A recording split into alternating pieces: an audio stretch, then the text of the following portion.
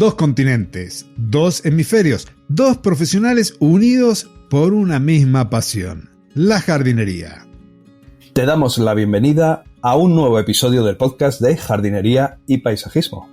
El espacio en donde encontrarás conceptos, técnicas y estrategias del mundo de las plantas. ¿Y para qué? Venga, vamos a decirlo todos. Para tener todos un jardín más lindo cada día. Bienvenido, Fernando, qué lindo que es que estés aquí en el episodio compartiendo un rato conmigo, charlando de plantas, charlando de paisajismo en este caso, junto con la audiencia, que no sabés cuánto espera este episodio cada mes, los comentarios que nos dejan, los saludos para vos, para mí, el agradecimiento por el valor que compartimos. La verdad que recibimos muchísimo cariño de nuestra audiencia y quiero hacerlo público aquí y comentártelo y compartirlo con vos porque te mandan saludos todas las semanas. Madre mía, qué alegría, lo sé que somos privilegiados, tenemos una audiencia genial y muchísimas gracias a todos vosotros por ese apoyo, por ese calor que se siente y también me encanta la magia de Internet, Claudio, que estos encuentros es como si me teletransportase a Argentina en segundos, mira qué maravilla, me ahorro un montón de horas de vuelo. Y me siento allí, me siento como si estuviera allí al lado tuyo en el estudio de grabación, en una silla charlando contigo. O sea que la sensación es súper bonita y además sabiendo que tenemos toda la audiencia apoyándonos, pues sensacional. Espero que en algún momento se dé y que podamos estar físicamente los dos en un mismo estudio grabando aquí o en tu país y disfrutando de una primavera o de un otoño, porque normalmente en esta época o es uno o es el otro el que está pasando mucho calor mientras grabamos, porque el verano, la verdad que se siente y se siente mucho. Sí, voy a repetir lo que te comentaba antes, por si a alguien le puede servir de ayuda, pero fruto y gracias a todos los encuentros que tenemos mensuales durante un montón de años que llevamos grabando el podcast, me he dado cuenta que te comentaba antes que el clima que tenéis allí en Argentina, salvando pequeñas diferencias, por supuesto, pero es muy similar, o al menos en tu zona, porque Argentina es muy grande, en la zona donde tú vives, lo que te ocurre a ti a nivel de clima, sobre todo en el verano y en el invierno, en los extremos, se suele repetir bastante en donde vivo yo. Por eso siempre te pregunto cómo te van las cosas por allí, porque digo, vale, eso es lo que me va a ocurrir a mí dentro de 6 meses. Y es así. Y vos sabés que hoy estaba pensando en la mañana que se me hace muy corto el año. Antes por ahí, hace mucho, cuando no estaba con el episodio del podcast, era como que tenía mi primavera, mi verano, mi otoño, mi invierno, pero ahora cuando hago un episodio, vivo la primavera y el otoño en simultáneo, y el otoño y el invierno y el verano. Entonces, yo voy pensando en mi invierno, pero digo, mucha de la audiencia está en España, está en México, está en el hemisferio norte, y allí están en verano. Entonces tengo que pensar, y es como que no logro disfrutar plenamente de mi invierno porque ya estoy pensando en el verano. No sé si te pasa lo mismo cuando estamos hablando, que estás viviendo un poco anticipadamente tu verano cuando estoy en el mío. A mí me pasa incluso más en detalle, me pasa cada día cuando me envías algún mensaje, que empieza siempre el mensaje con buenos días, pero claro, para mí es la hora de comer. y es como que, vale, venga, vamos a empezar otra vez el día. Otra vez buenos días. Sí, yo a veces pienso, bueno, buenas tardes, son las 9 de la mañana para mí y te tengo que decir buenas tardes. Bien, bueno, hoy continuamos con esta serie que hemos venido trabajando, así no nos dilatamos tanto, sobre diálogos de paisajismo.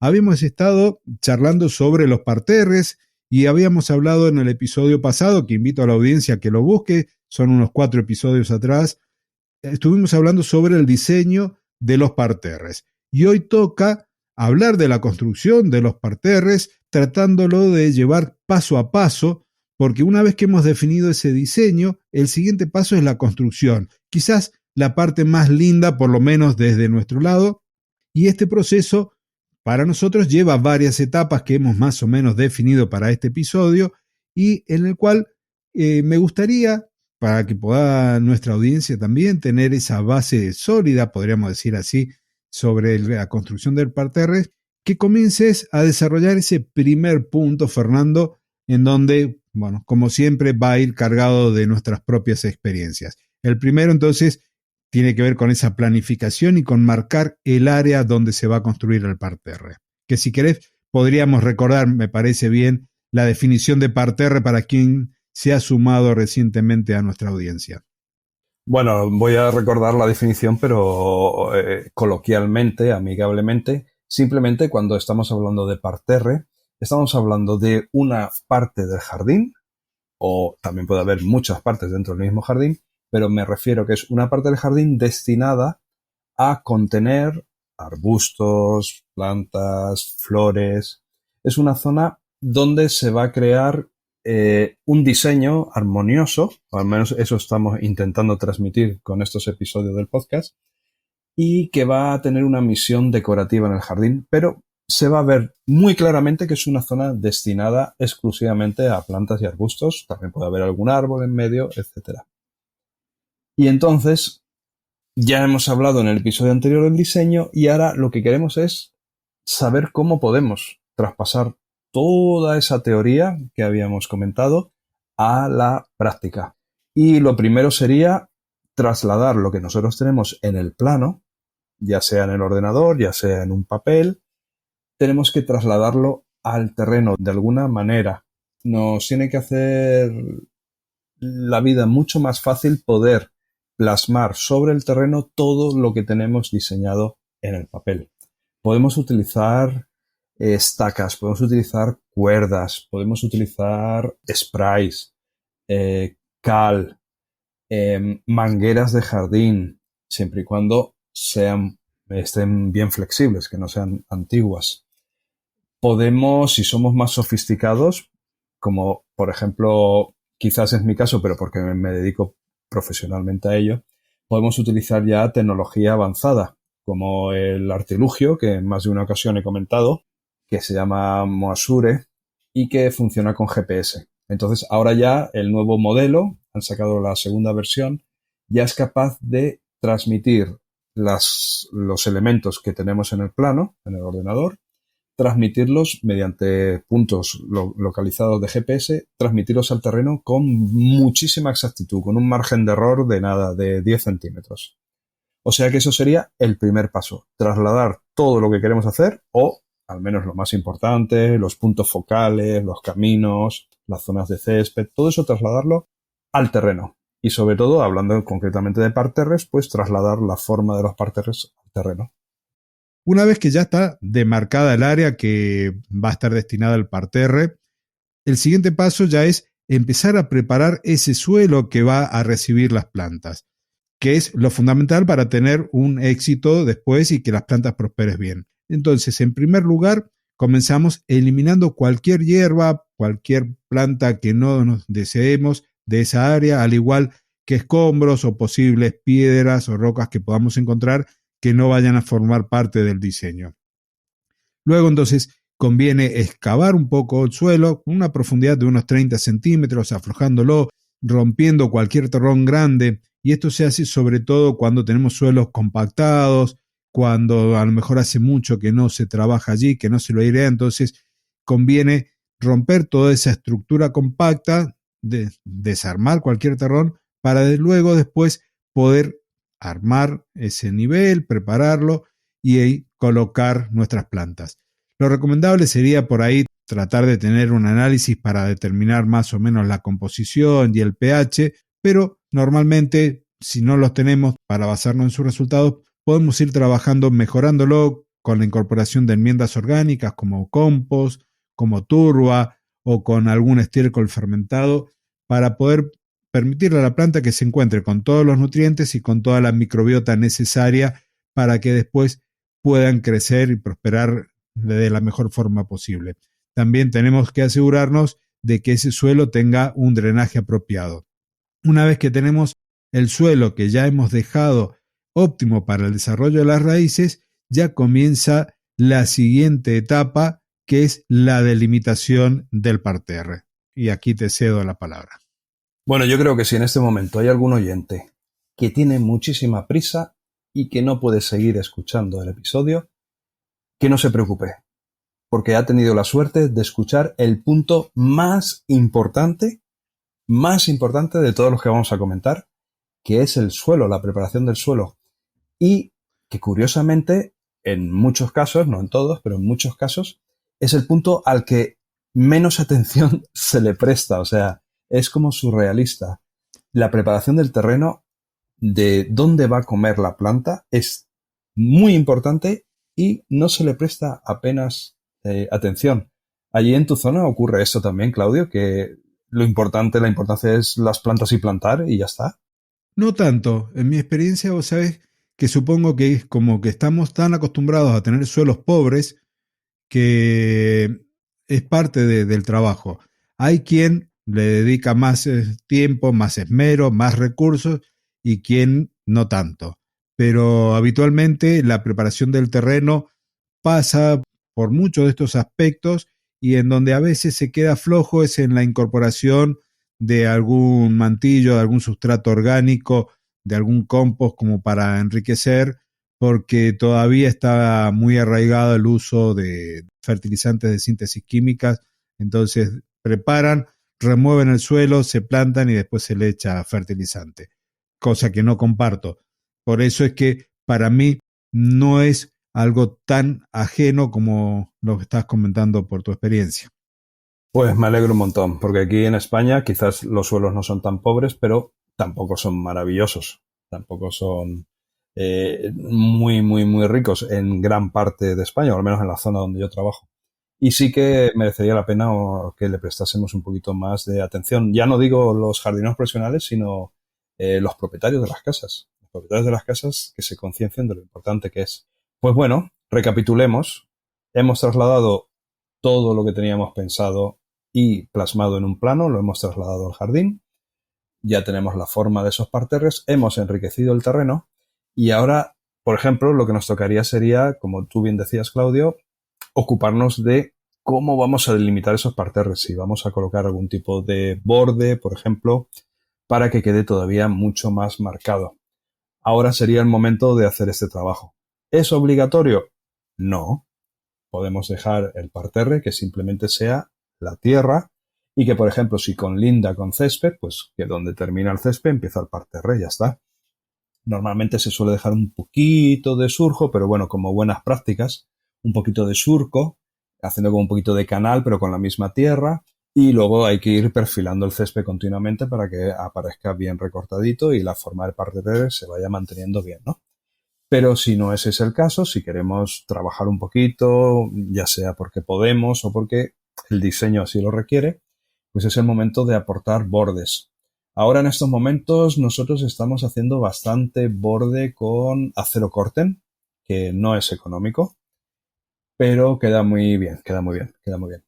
Entonces utilizamos ya unas láminas de acero corten que ya vienen fabricadas de forma estándar y pensadas para que sean utilizadas por los jardineros fácilmente.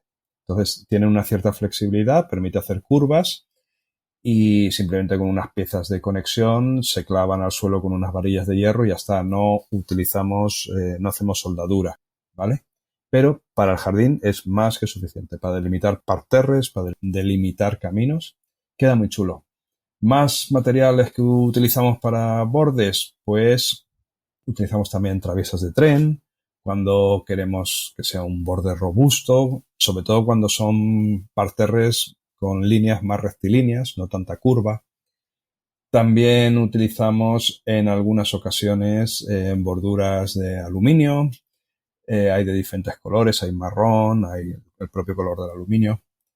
No me gusta mucho utilizarlas de plástico. A veces tenemos que utilizarlas por tema de presupuesto, porque buscamos reducir los costes. Pero el plástico no me termina de gustar. Con el calor sufre dilataciones importantes, se estropea con los años, va perdiendo la forma, se deforma, se rompe al cabo de unos años, se rompe más fácilmente si recibe un impacto. En general es el último que recomendaría. También se puede hacer con piedras, con adoquines, bueno, cualquier cosa que se nos ocurra. Coincido con lo que comentabas de los bordes de plástico. Yo prefiero si tengo opción de usarlo y de tener que embarcar una vez al mes el cantero, el parterre, con un asadón o lo que sea para seguir manteniendo esa línea definida, prefiero el trabajo manual a colocar esa barrera plástica que nos va a dar quizás más dolores de cabeza a futuro que beneficios. Pero bueno, es una apreciación personal. Y continuando entonces con estas tareas que tenemos que ir haciendo, hay una tarea que podríamos decir que es opcional, pero que es absolutamente recomendable.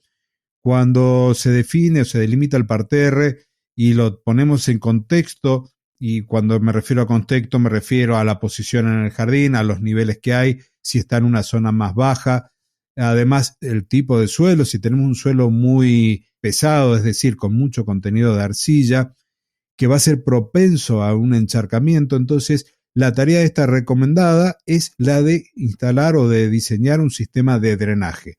Siempre es aconsejable instalar uno de estos porque nos va a permitir que las plantas vayan prosperando a futuro. Si tenemos una planta que se encuentra con una capa de agua o de suelo encharcado, lo más probable es que las raíces sufran de pudrición. Una raíz que se pudre es una planta que termina muriendo. No hay forma práctica de recuperarla cuando supera ciertos niveles de pudrición en raíces. La instalación de un sistema entonces de drenaje va a implicar la creación de una capa de grava de base. Esto siempre va a ser cuando el estudio previo nos lo determinó, ¿no es cierto? Entonces, este trabajo puede implicar la creación de una capa de grava en la base del parterre para asegurarnos de este drenaje, luego añadir una capa de suelo mejorado y en algunos casos vamos a tener que colocar algún tipo de tubería perforadas que nos sirvan como drenaje para poder sacar el agua de allí y evitar entonces que se pudran las raíces o que nuestras plantas sean propicias a otro tipo de enfermedades por el exceso de humedad. Y esto que estoy comentando es lo mismo que nos puede ocurrir a nivel de jardín, ya sea en un parterre o en todo el jardín cuando tenemos posibilidades o problemas de encharcamiento. Pero bueno, volviendo al parterre, si es necesario, se recomienda colocar un sistema de drenaje para evitar que se pudran las raíces de las plantas que estamos colocando para decorar en ese lugar. Y hablando de plantas, viene la plantación. Exacto. Nos vamos a la plantación. No obstante, ¿sabes, Claudio, lo que decimos cuando sembramos césped? ¿Sabes que hablamos siempre muchas veces de la falsa siembra? Pues, ¿qué es la falsa siembra? La falsa siembra, cuando hablamos de césped, es cuando tenemos el terreno totalmente preparado, que sería el caso en el que estamos ahora en el parterre, tenemos ya el terreno totalmente preparado, lo que hacemos es regar, aunque no hemos sembrado nada de césped, regar para que salgan todas las semillas de malas hierbas y también para empezar ya a darnos cuenta si vamos a tener algún problema de drenaje, si se forman charcos. Todo eso, toda esa información que nos da a realizar la falsa siembra, o sea, regar sin que se haya sembrado, nos permite actuar antes de hacer la siembra. Porque una vez hemos sembrado ya sabe mal empezar a romper partes del terreno para hacer drenajes, empezar a quitar malas hierbas se convierte en una lucha prácticamente perdida. Entonces, en el caso de los parterres no se habla tanto de la falsa siembra, de la falsa plantación sería en este caso, pero también siempre que sea posible, porque últimamente nosotros la verdad es que como ahora trabajamos en cuadrillas grandes de 7, 8, 9, 10 personas, ahora lo que estamos haciendo es, en el mismo momento que plantamos, la planta ya está plantada, vamos colocando el riego, porque ahora siempre regamos solo y exclusivamente con riego por goteo. Entonces, digamos que en el mismo momento que se planta se pone el riego, entonces no nos permite realizar esas pruebas con el sistema de trabajo que tenemos ahora. Pero en otros sistemas de trabajo donde quizás el riego ya está ahí instalado antes de plantar, o quizás si no se va a regar por goteo, que yo no lo recomiendo, yo recomiendo siempre por goteo, pero si se va a regar con difusores o con aspersores, entonces sí que tiene muchísimo sentido hacer unos riegos durante varios días, primero para que salga la mala hierba, segundo para detectar esos posibles problemas de drenaje o de escorrentía. Y bien, una vez dicho esto, pasamos a la plantación. A ver, la plantación es lo más fácil y también lo más difícil. Quiero decir que plantar es muy sencillo. Más o menos todos sabemos cómo plantar. Hacemos un agujero, el doble del tamaño de la maceta, aportamos tierra buena para plantar, pero solo y exclusivamente tierra buena, no. Mezclamos la tierra que hemos extraído con tierra buena abonada para hacer una transición de la zona de plantación al terreno que existe en el jardín. Si solo ponemos tierra buena alrededor de la planta, pues la planta va a tardar muchísimo más en extender sus raíces, porque, bueno, dice, si ya tengo el alimento aquí mismo, al lado de la maceta, ¿para qué crecer? Entonces tenemos que crear como una especie de transición. Apelmazamos un poquito la tierra cuando estamos plantando para que esas bolsas de aire se vayan reduciendo lo máximo posible. Apelmazar significa compactar un poquito, no significa empezar ahí a dejar aquello duro, duro, duro, duro, duro. Eso sería malo. Y una vez ya tenemos apelmazado el terreno, la planta bien plantada, regamos abundantemente. ¿Qué conseguimos al regar? Pues que la tierra se recoloque, que esas bolsas de aire desaparezcan, pues se llenan de agua. Y aparte de hidratar la planta, que un poquito de estrés va a sufrir con la plantación. ¿Cómo colocamos esas plantas? Pues bueno, ahí ya depende del diseño que hemos hecho. En principio lo teníamos que tener todo pensado antes de acometer la plantación. Pero bueno, también se puede dar el caso de que no se tenga muy claro cómo se quiere terminar de colocar las plantas. Entonces, por ejemplo, para personas así que no estén continuamente construyendo jardines, que sea más esporádico, quizás un buen consejo es empezar por las plantas más grandes. Si sabemos que en un parterreno muy grande, por ejemplo, hemos diseñado que necesitamos 10 plantas de una cierta altura para dar verticalidad o para el objetivo que nos hayamos propuesto, pues primero podemos plantar las plantas grandes y luego hacer un rediseño. O sea, ya sabíamos más o menos lo que queríamos plantar, pero ya en real, en el terreno, podemos hacer pequeños cambios, incluso improvisar un poquito, y si aquí habíamos pensado poner 3 plantas, pues ahora solo ponemos 2. Pero bueno, lo importante es respetar los márgenes de plantación. Para eso hay que tener conocimientos de plantas, conocimientos de crecimiento de esas plantas. Porque existe el error aquí, por ejemplo, donde vivo yo, de que, claro, cuando construyes el jardín, cuando haces el jardín, ya seas profesional o no, o ya sea tu propia casa y lo quieres hacer, que lo quieres hacer tú mismo, existe el error de que quieres que el jardín en ese mismo momento, o sea, ese mismo mes que estás plantando, ya parezca como terminado. ¿Y a qué lleva eso? Lleva a juntar demasiado las plantas. Luego, al cabo de un tiempo, unas crecen encima de otras porque no se ha respetado los crecimientos y es contraproducente. Entonces, yo entiendo que es complicado, pero al principio las plantas, que son pequeñitas, las hemos comprado en el Garden Center y son chiquititas, se tienen que notar como que hay espacio entre ellas, porque van a crecer, hay que tener en cuenta que van a crecer. Y aquí, vos sabés que yo tengo un truquito también, que ya lo he compartido en otro momento. Cuando se colocan estas plantas, las más grandes y las de mediano porte posiblemente también, que hacemos el hoyo de plantación, antes de colocar esta tierra que hemos preparado, este sustrato que hemos preparado mezclando el del lugar con uno más enriquecido o a lo mejor con humus de lombriz, lo que suelo hacer es agregar agua en el fondo del hoyo. Entonces, después agrego un poco del sustrato y recién viene la planta. Luego termino de completar el hoyo con la tierra, el sustrato, para luego hacer el primer riego. ¿Y por qué hacemos esto?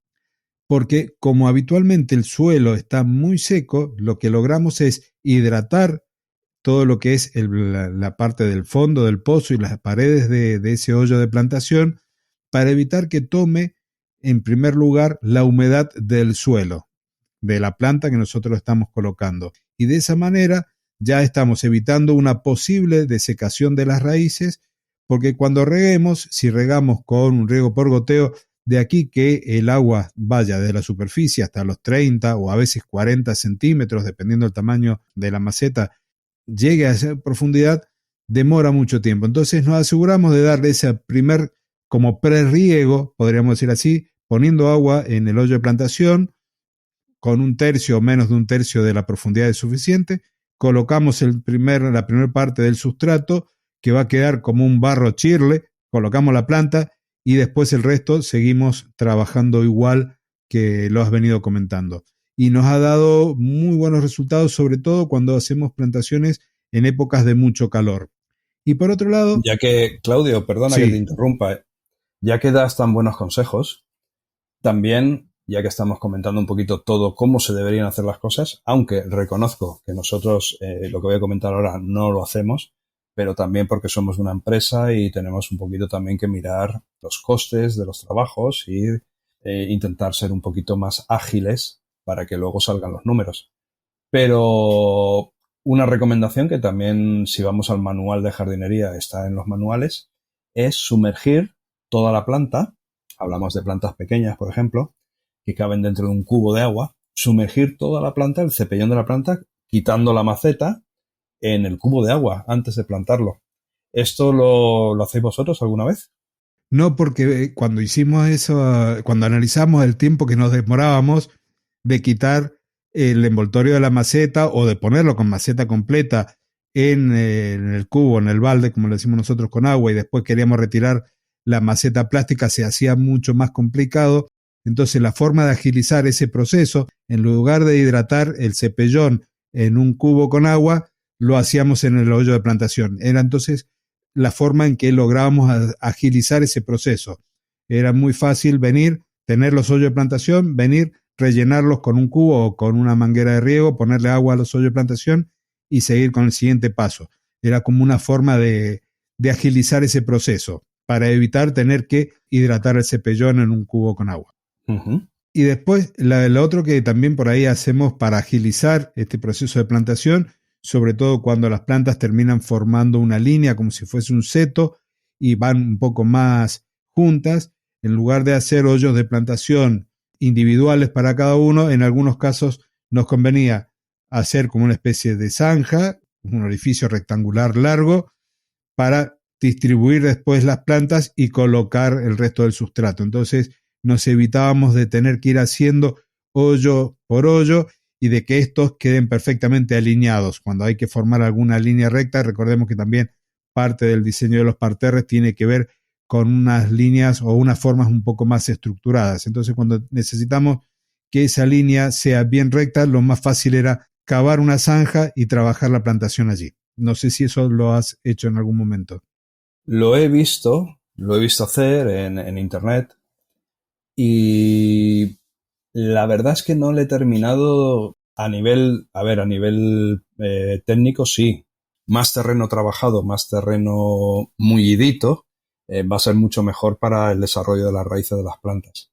Pero a nivel práctico, a nivel de que salgan los números, salvo que pudiera trabajar en el jardín una pequeñita máquina excavadora, que entonces sí, la máquina hace la zanja y perfecto, pero creo que en muy rara ocasión lo hemos hecho así.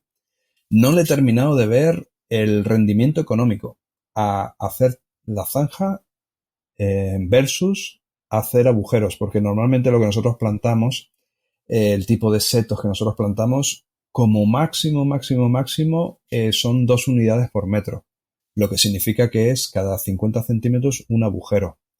Entonces, 2 agujeros de 50 centímetros, cada 50 centímetros un agujero, perdón, intuyo que es mucho más rápido que hacer una zanja de 1 metro.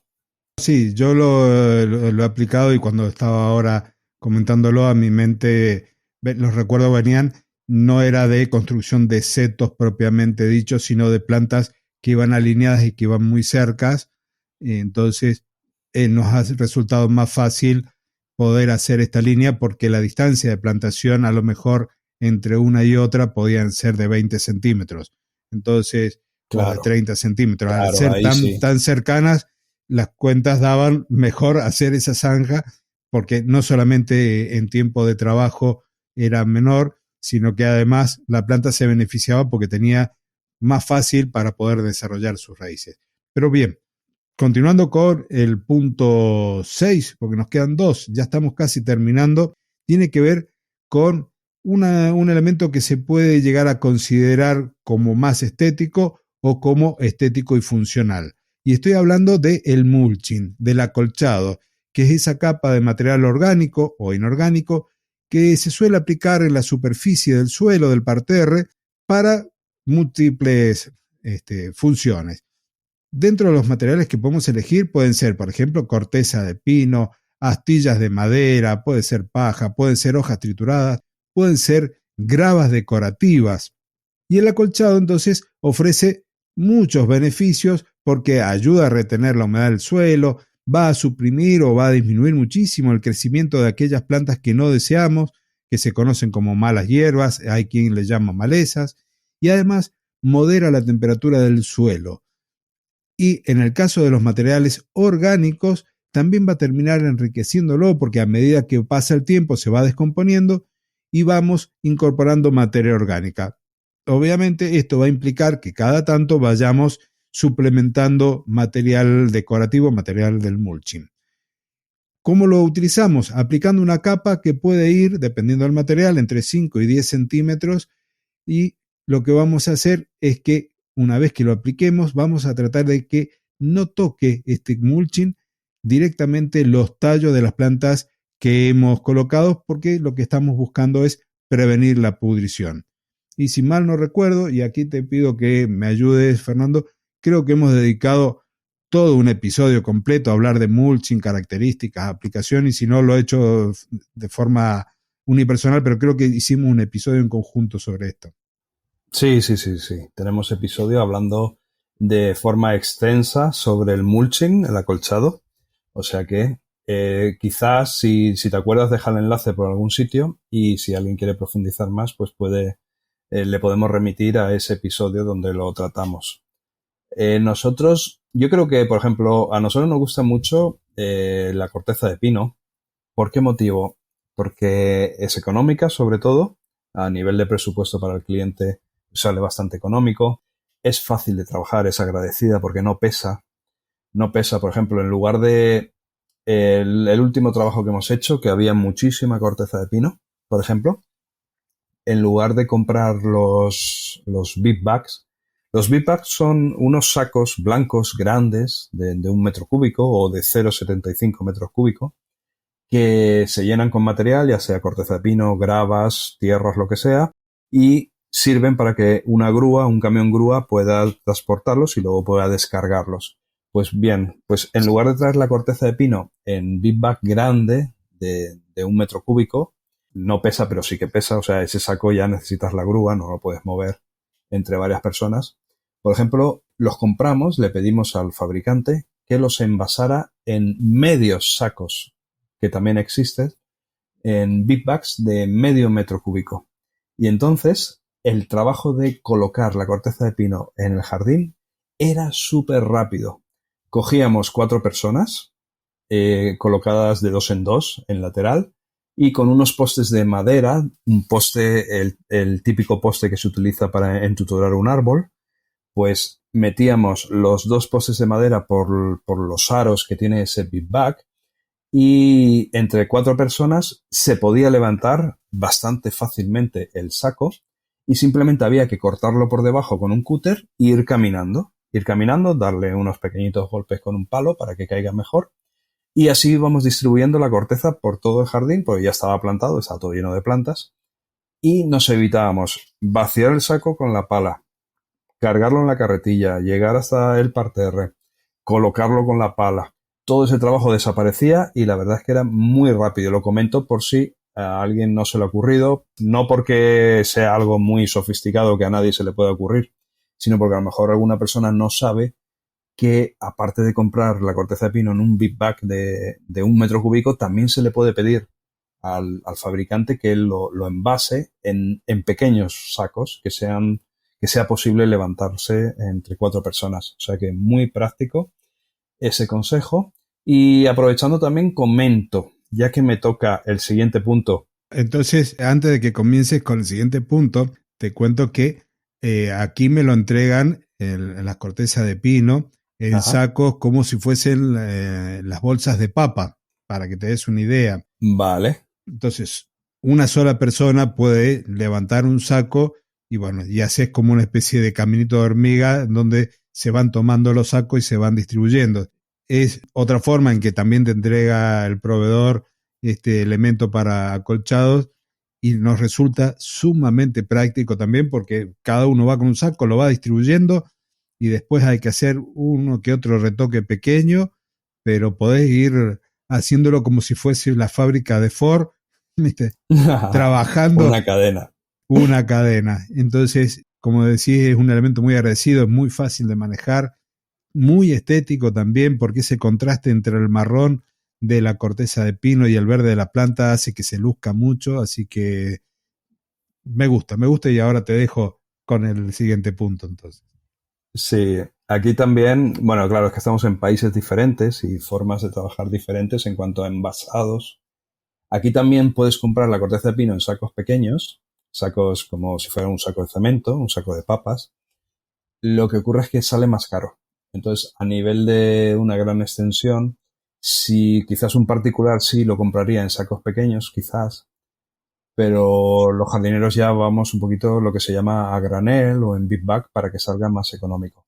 Pero claro, el sistema del saco es lo más cómodo del mundo, porque ¿qué debe pesar? Debe pesar 8 kilos, a lo mejor, o menos, y solo romper el saco e ir distribuyendo. Es que es un material muy agradecido.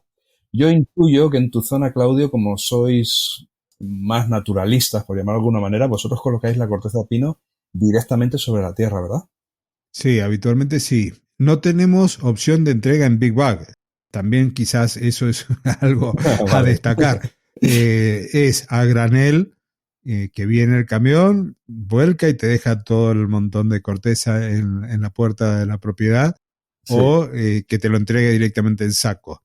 Y habitualmente no es tanta la diferencia o si hay diferencia te cobran el saco, pero como son reutilizables y uno trabaja habitualmente con los mismos proveedores, los vaciaste, se los llevas y listo. Y si te lo cobraron, recuperás después el costo del saco.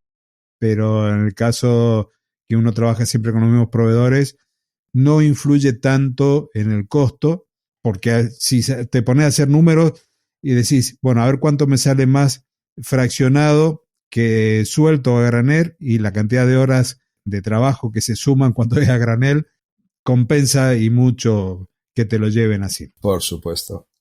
Y bueno, volviendo a la respuesta, sí, habitualmente cuando colocamos mulching orgánicos, lo colocamos directamente sobre el suelo. Cuando usamos inorgánicos, colocamos una malla geotextil. Y cuando colocáis orgánicos, corteza de pino, por ejemplo, directamente sobre el suelo, ¿cuántas malas hierbas aparecen? ¿Notáis que reducen muchísimo la aparición de malas hierbas? ¿O luego hay un trabajo de mantenimiento de ir quitando hierbas? Hay un trabajo en mantenimiento de ir quitando hierbas, pero mínimo en comparación a si no hubiera mulching. En un ratito se sacan los 3 o 4 yuyitos, por decir así, que van creciendo y listo. Porque claro, tenemos una capa de 5 centímetros de corteza de pino que va a ayudar a que no haya tanta luz a nivel del suelo y no germinen tantas semillas. Por lo que entre colocar corteza y no colocarla hay muchísima diferencia. Ok. Aquí en nuestra zona lo que pasa es que el cliente demanda que vayamos al mantenimiento mínimo, mínimo, mínimo, mínimo, mínimo. No sé, por las lluvias que tenemos, por el clima de humedad o por el tipo de tierra que tenemos. Sí es verdad que al colocar, estamos hablando todavía de la corteza de pino, al colocar una buena capa de corteza de pino sí es verdad que se reduce, pero aún así salen hierbas. Y si es un cliente que no tiene contratado un servicio de mantenimiento, sino que precisamente por eso relleno los parterres de corteza, para no tener que tener un servicio de mantenimiento regular, y está a lo mejor 3 meses que no hace nada en el jardín, pues al final sí que sale bastante hierba. Entonces el cliente nos demanda que pongamos algo debajo. Ya vamos a láminas antihierba. Ahora estamos trabajando con las no tejidas. Son muy agradecidas de trabajar, muy fáciles de cortar cuando las recortas. Como hay muchas plantas plantadas, hay que ir recortándola. Pues no se deshilacha. Con un gramaje inferior, la capacidad de evitar las malas hierbas es mayor. El drenaje es maravilloso, ya puede llover lo que se quiera, que traspasa la malla y se riega el terreno. Lo que sí que hay que tener muy en cuenta cuando hacemos acolchados, ya sea corteza de pino, gravillas y sobre todo si utilizamos malla antihierbas, es el tema del riego. No podemos regar igual un parterre de plantas que tiene acolchado que uno que no tiene acolchado.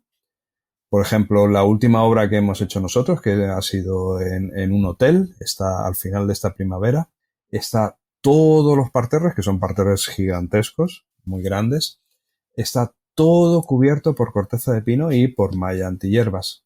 Pues a pesar de que hemos estado este año, que para nuestra zona es muy importante, es casi un récord, hemos estado a 37 grados, es muchísimo para donde nosotros vivimos.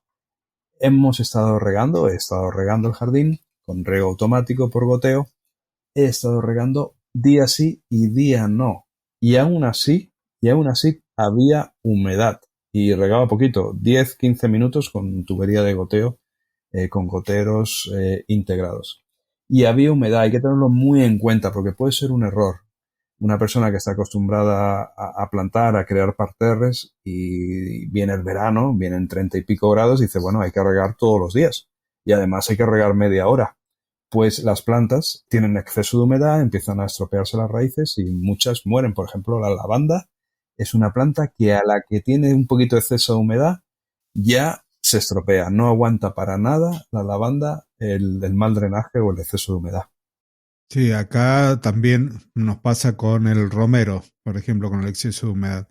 Y como no tenemos mucha lluvia, entonces no tenemos tantos problemas tampoco de que crezcan plantas que no deseamos en los parterres. Por eso con el orgánico, habitualmente al hacer el cálculo decimos, bueno, habrá un poquito de malezas que sale cada tanto, pero estamos en cierta forma propiciando que se incorpore materia orgánica en el suelo cuando se va degradando la corteza, que cuando le ponemos una geotextil debajo, que también lo hemos hecho, ya no es lo mismo.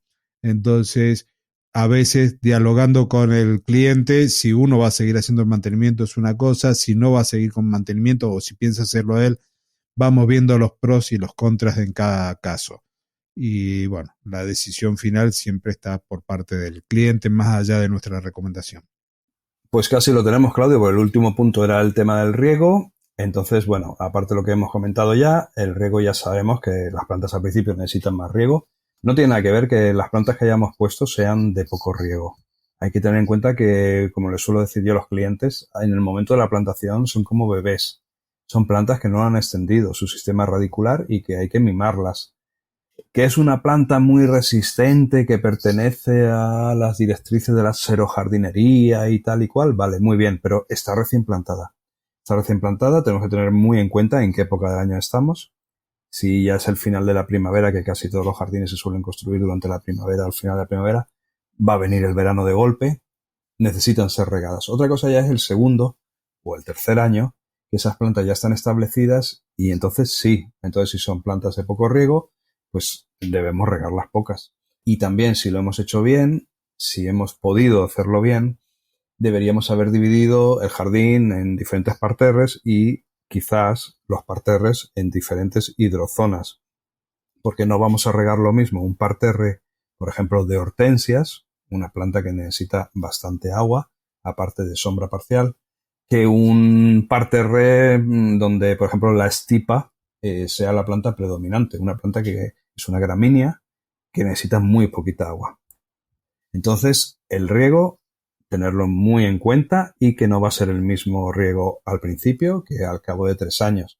Y al final hemos creado una obra, hemos creado un jardín, en este caso estamos hablando solo de parterres, pues hemos creado unos parterres maravillosos, bonitos, preciosos y entra en juego el mantenimiento. Uy, qué importante es el mantenimiento. Podemos haber hecho una obra de arte que si el mantenimiento es malo, en, bueno, voy a decir un añito, porque las plantas son agradecidas y no se estropean tan rápido, pero en un añito el parterre puede ser un completo desastre, que eso es lo que suele ocurrir aquí en España cuando hacen jardines los del ayuntamiento, en las zonas públicas, en jardines cerca de carreteras o parques, que lo hacen muy bonito, mucha planta, mucha densidad de planta. Se nota que el dinero no es suyo, que es de los contribuyentes. Y luego pasas al cabo de un año y dices, madre mía, esto no lo ha cuidado nadie, esto es un desastre con el dineral que se gastaron. ¿Y por qué ocurre esto? No tienen presupuesto, no tienen personal suficiente. Al menos hablo siempre, por supuesto, de la zona donde yo vivo.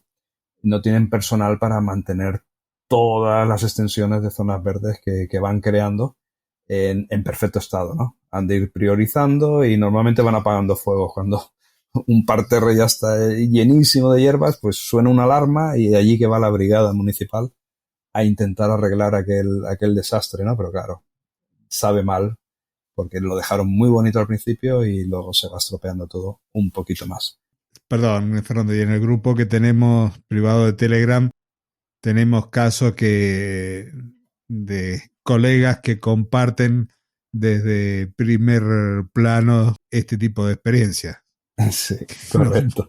Comparten fotos de lugares y es así. Muchas veces todas las malas hierbas lucen más que las plantas que se habían colocado. Se perdieron en el medio las otras. Sí, sí, eso es curioso. Cuando una mala hierba ya ha pasado ese techo, esa franja, esa línea, que ya puede llegar a ser incluso confundida con una planta buena, con un arbusto, Sí. porque ya se ha hecho casi como un pequeño arbolito la mala hierba. Pues, ¿cuál sería la conclusión, Claudio, de todo lo que hemos hablado para dar 3 últimas pinceladas y ir cerrando el episodio? Y bueno, que un parterre es mucho más que un simple arreglo de plantas y me gustó esto que comentabas, que podríamos decir que es como una expresión artística que combina la botánica por un lado, podríamos decir la arquitectura en algún otro y el diseño para poder crear unos espacios de belleza, de serenidad, de que te ayuden a sentarte, a relajar y mirarlo en una linda primavera como se nos avecina o en un otoño y disfrutar de todo eso. Este elemento dentro de lo que es el paisajismo, ya desde sus orígenes formales en los jardines franceses hasta las interpretaciones que estamos haciendo en este momento, que son más modernas, más orgánicas, con líneas más curvas. Los parterres siempre han ofrecido esa versatilidad que necesita todo tipo de jardín. Así que bueno, con eso casi creo que podríamos estar resumiendo estas dos intervenciones que hemos hecho, estas últimas dos colaboraciones, hablando pura y exclusivamente de los parterres. Bueno, pues sí, la verdad que más o menos le hemos dado unas pinceladas bastante generalistas sobre el tema. Si nos ha quedado algo en el tintero, algo que se nos ha olvidado comentar, si hay alguna duda, alguna pregunta, pues sea donde sea que estás escuchando este podcast, seguro que hay alguna manera de dejar algún comentario. Déjanos el comentario, lo tendremos en cuenta, lo leeremos. Si tenemos posibilidad de responderte porque has dejado una forma de contacto, pues te responderemos. Y si no, si el tema tiene chicha, podemos hacer un episodio hablando de él. Y si no, también dirígete a nuestras redes sociales de ambos, de Claudio Dorato, de Fernando Rivero de personalgardenshopper.es, a los grupos de Telegram, de cursos de jardinería, bueno, vas a encontrar maneras de encontrarnos en Internet y de hacer las consultas para lo que necesites, desde algo técnico hasta algo de experiencia personal. Y también a proponer temas, porque a lo mejor estamos pensando en algo y nuestra audiencia le gustaría que habláramos de algo en particular, también pueden dejarlo en las notas del episodio como un comentario y lo tomamos desde allí si es que les interesa algo puntual que charlemos.